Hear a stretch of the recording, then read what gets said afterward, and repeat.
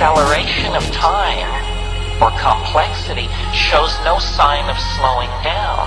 In fact, within the fabric of our own lives, we can almost daily, hourly, by the minute, feel it speeding up, taking hold. It's a cliche that time is moving faster and faster, a cliche of the mass media.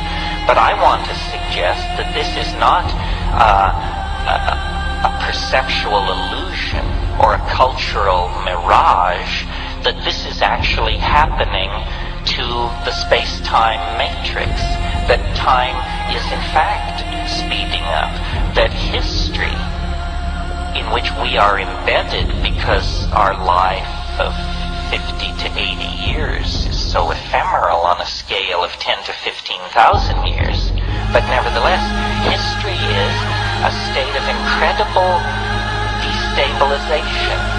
It's a chaostrophe in the process of happening. It begins with animals kept in balance by natural selection, and it ends with a global internet of electronic information transfer and a language-using species hurling its instruments toward the stars. There is no reason for us to suppose that this process of acceleration is ever going to slow down or be deflected. It has been a law of nature from the very beginning of nature that this acceleration was built in. What poses a problem to us as thinking individuals is that the speed of involution toward concrescence is now so great that we can feel the tug of it within the confines of our own lives. There has been more change since 1960 than in the previous several thousand years. There has been more change since 1992 than in the previous 1,000 years. Change is accelerating. Invention, connection, adumbration of ideas, mathematical algorithms, connectivity of people, social systems, this is all accelerating furiously and under the control of no one. Not the Catholic Church, the Communist Party, the IMF, no one is in charge of this process. This is what makes history so interesting. It's a runaway freight train on a dark and stormy night. Science traces the origins of the universe to a timeless and motionless state called the singularity. Since the singularity is timeless, it cannot be talked about as before or after anything. If something exists but is not before or after anything, then it is now. Therefore, the singularity is now. If you take history on this planet is starting at midnight, and you assume the life of the planet is 15 billion years, which is the estimated life of a G-type star, then it is now 8 o'clock in the morning, and it's time for us to wake up, because we've pretty much been operating on autopilot up until now. And there are signs of planetary awakening.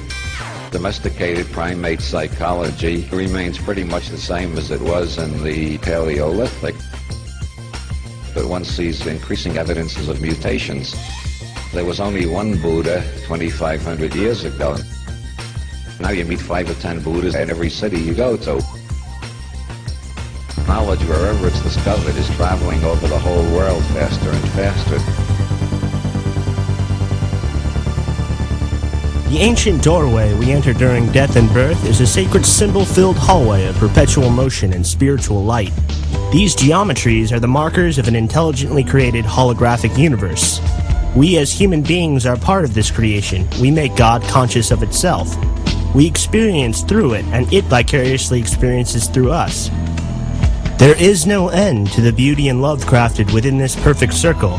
Every one of us is precious beyond imagination. Let's remind ourselves of that fact every day and send our harmonious vibrations of unity and prosperity to the center of the galaxy. Our third eye is the vortex from which nothing escapes. It is the dematerialization of the self. We are the axis in the wheel of reincarnation, the endless singularity. We turn the spirals of existence. We slow the pace of life. We are the pulse of creation, of inevitability and destruction. We balance the shifting tides of time. Everything must return to the source. We are the beginning, and we are the end.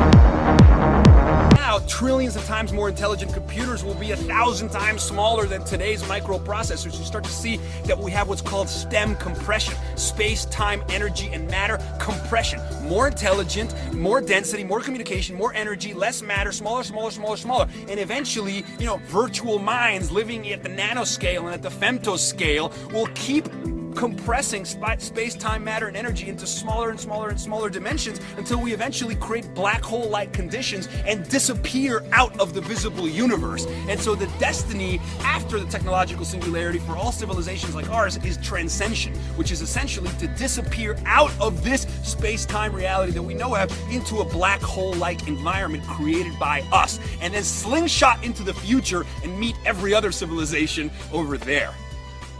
Transcension. Again, energy can neither be created nor destroyed. Therefore, all of the energy in existence is present in a singularity. Time and space are one fabric. You cannot have one without the other. This is a basic premise of modern physics. There is no time in the singularity, therefore there is no space in the singularity. Without space and time, there can be no separation or individuation. Therefore, energy cannot be separated from the singularity.